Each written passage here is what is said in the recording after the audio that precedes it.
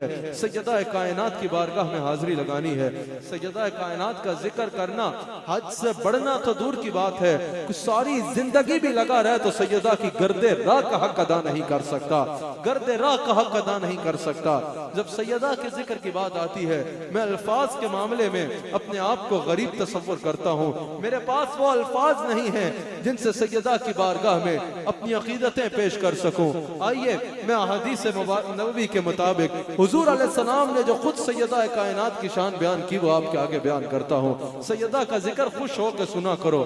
ہاں ہے آوائزین کی عادت بھی، لوگوں کی بھی، کہ سیدہ کا ذکر آئے تو پڑھو ساتھ، اچھی بات ہے، کہنا چاہیے. لیکن میں یہ کہتا ہوں جب میں اہل بیت کا ذکر کرتا ہوں نا تو کسی کو ساتھ پڑھنے کو نہیں کہتا، کسی کو ساتھ ملنے کو نہیں کہتا، کسی کو خوش ہونے کو یا ہاتھ اٹھانے کو نہیں کہتا، کیونکہ مصطفیٰ نے بتا دیا ہے کہ مومن کبھی میری اہل بیت سے محبت چھوڑ نہیں سکتا اور منافق کبھی میری اہل بیت سے محبت کر نہیں سکتا. جس کے پاس ایمان ہے اس کو کہنے کی ضرورت نہیں ہے، اہل بیت کا نام سن کے اس کا چہرہ مسکرا پڑتا ہے، اس کا چہرہ کھل جاتا ہے.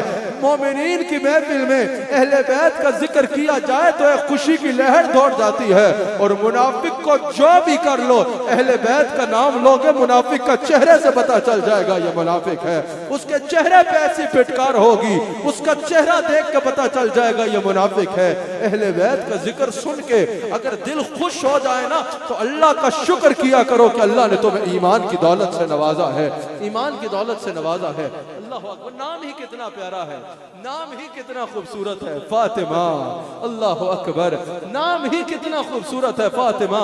عبد الرحمن نے بھی نقل کیا، حضور علیہ السلام نے اپنے صحابہ سے سوال فرمایا، اے میرے صحابہ تم جانتے ہو میں نے اپنی شہزادی کا نام فاطمہ کیوں رکھا؟ عرض کی یا رسول اللہ ارشاد فرمائیں حضور کی شہزادی سے جو جو محبت کرتا ہے اور جو جو یہاں سیدہ سے محبت کے لیے بیٹھا ہے اس کو مبارک ہو یہ حدیث، وہ اس حدیث کو تحفہ سمجھے اور یہ حدیث سن کے خوش ہو جائے. حضور نے فرمایا میں نے اس کا نام فاطمہ اس لیے رکھا ہے، فاطمہ کا معنی نجات ہوتا ہے. حضور نے فرمایا فاطمہ و محبیہا، یہ خود بھی جہنم سے نجات پائے ہوئے ہے، جو اس سے محبت کرے گا اللہ اس کو بھی جہنم سے نجات عطا کر دے گا. یہ خود بھی ہر عذاب سے نجات پائے ہوئے ہے، جو اس سے محبت کرے گا اللہ اس کو دنیا و آخرت کے عذاب سے نجات عطا کر دے گا. مبارک ہو.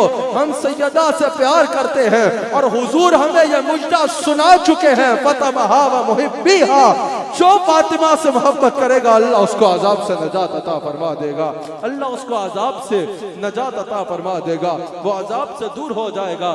یاد رکھنا اہل بیت کی محبت یہ جنت کی ضمانت ہے. میرے آقا علیہ السلام فرماتے ہیں میری اہل بیت کی مثال کشتی نوح کی مانند ہے. جیسے جو کشتی نوح میں سوار ہو گیا تھا وہ جو بھی تھا وہ عذاب سے بچ گیا، اور جو کشتی نوح سے پھر گیا عذاب اس کا مقدر ٹھہرا.